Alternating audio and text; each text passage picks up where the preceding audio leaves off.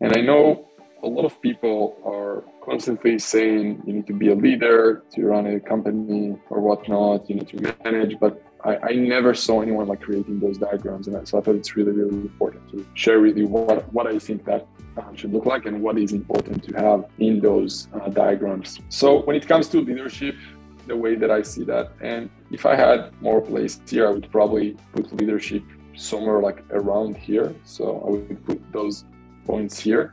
So just visualize with me, imagine it if so somehow like points above management, because they're very connected, right? They're very related, very connected. But what that looks like, let's start and see. So, and I saw someone mention in the comment, and I agree, when it comes to leadership, it starts with vision, right? But then what vision means, right? So if I'm telling you, hey, it's your responsibility as a leader to be responsible for the vision, can anyone give me like an actual framework on what that looks like in the company?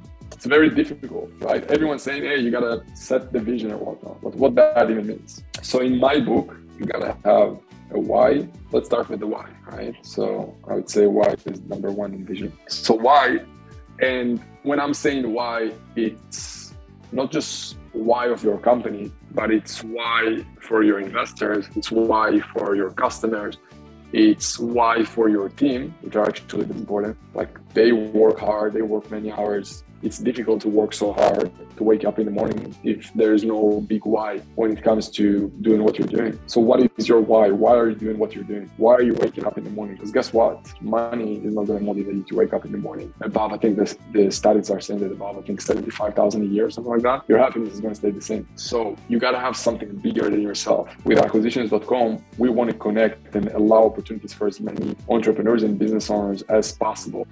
When it comes to this place of acquisitions, we want to connect people with acquisitions. We want to grow different verticals. We want to allow opportunities that people can't get access by just being a small business. So what is your why? How can you constantly redefine that why to be more concise, more clear for everyone involved when you're talking to customers, with your team members, with your investors, with everyone? So after you have your why, guess what you got to do? You got to repeat it. So saying it once a year, once a quarter is not enough. How can you say your why more and more and more if it's once a month, once a week, once a day if needed?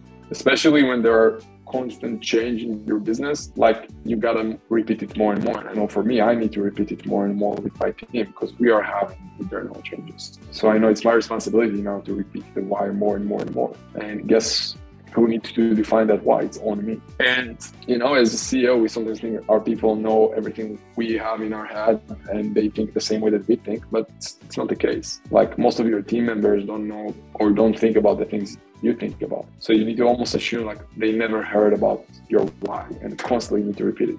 So repeat it every meeting if needed, right? And number three, when it comes to vision, is verifying it. Very fine.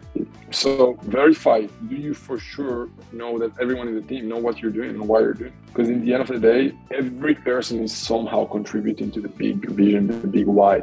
And every person needs to understand how what he's doing is related to the bigger vision of the company. So you can never over repeat your why. Like everyone in the team needs to know why they're doing what they're doing. And it's your responsibility as the leader to constantly repeat that, your vision, your why again and again and again. And guess what? Sometimes repeating that why should be externally, not necessarily internally. Facebook just changed their name to Meta.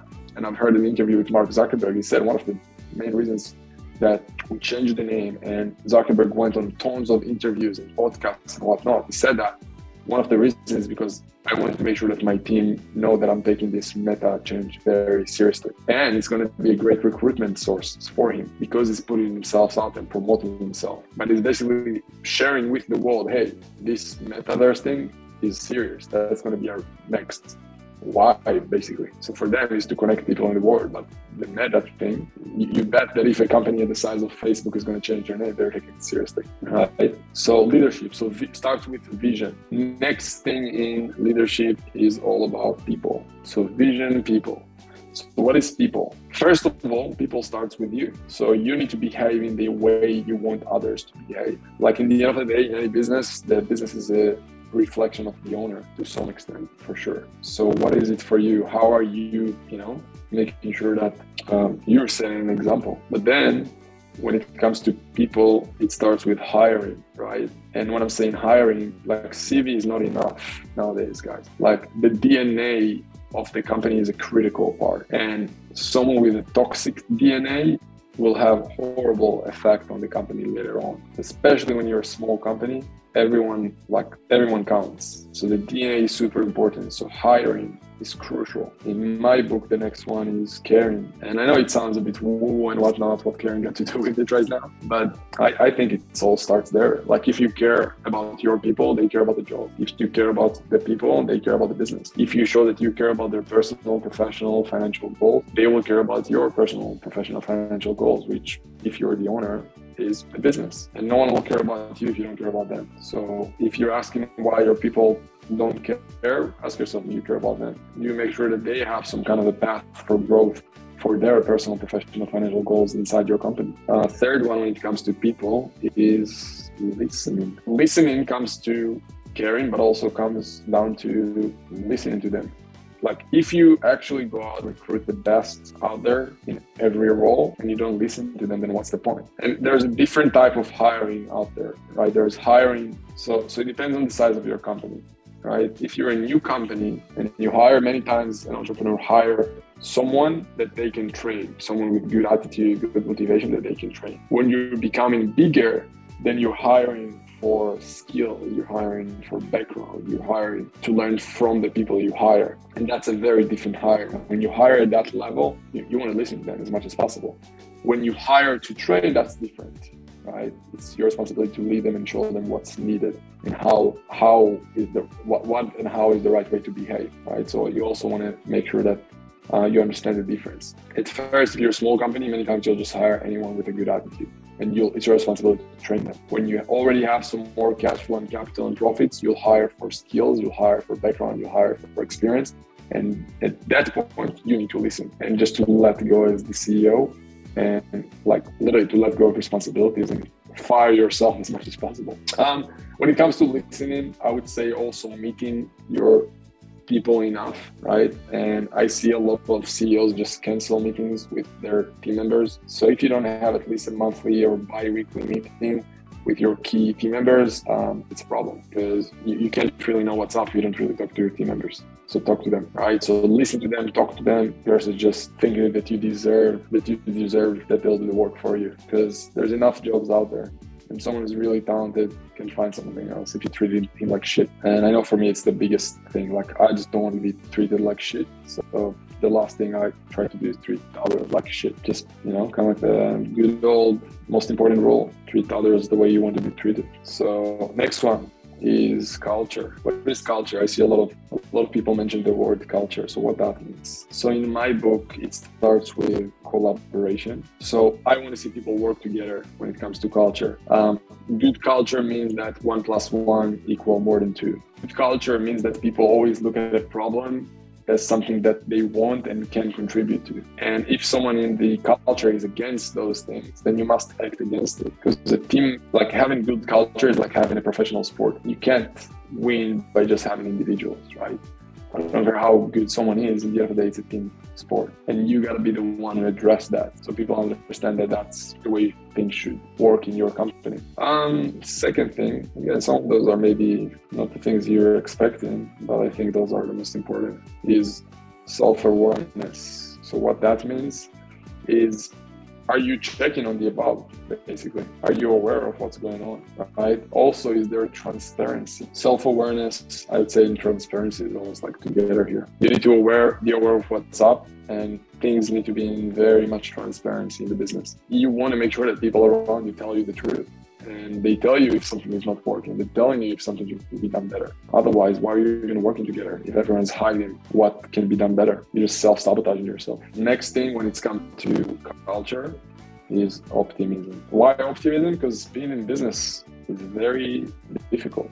I don't care what people sell you. I mean, being in business isn't easy. It's tough. It's complicated. There's always, every day there's a new competitor. It's emotional roller coaster. So we must believe that we'll succeed, or it will be difficult to wake up and work hard. Also, I believe that the only emotion that's really allowed in a business is celebration. Like, yeah, you want to accept everything else, but in the end of the day, you want to come back and celebrate whatever small wins you have to keep things optimistic. The business is tough. Some huge companies out there, if you listen to some of their interviews with their CEOs and founders, they will tell you the business was about to close 2, 3, 4, 5 times until it was able to break out of it. So business is a constant struggle. I don't care what people will tell you at any point. If you are in business, you're in struggle mode, period. And I'm talking about if you're doing 500,000, 1 million, 10, 50, 100 million plus. And I'm talking to people who run multi-billion-dollar company. They're going through as much mess as a $1 million business. It's a different mess, of course. So I had a lunch with a guy who's running a multi-billion-dollar company listed on NASDAQ, and he's afraid right now of his stock price and people who might short his stock and how the market will react to his stock and whatnot. And from the outside, if you're not familiar with what he's going through day to day, you might say, this guy you got to figure it out. He's already wealthy. But guess what? His net worth can go up or down dozens of millions of dollars daily just by small PR message in the news or whatnot about his company. Do you want that stress, or do you want a different stress? You will experience some kind of stress if you're in business. So it's literally just about what kind of stress do you want to experience. So hopefully all of us will experience the higher level type of stress. But if you think that at some point you'll get to a point where there's no stress and no struggles and no challenges, you're in the wrong game. It's like you want to play, in the NBA, and you think that one day you'll come to the court and no one's going to compete against you. You're just going to, shoot the basket and it's all going to be free and easy. It's just not the case. So to summarize that, guys, every day you want to ask yourself, are you managing? Am I managing, or am I also leading?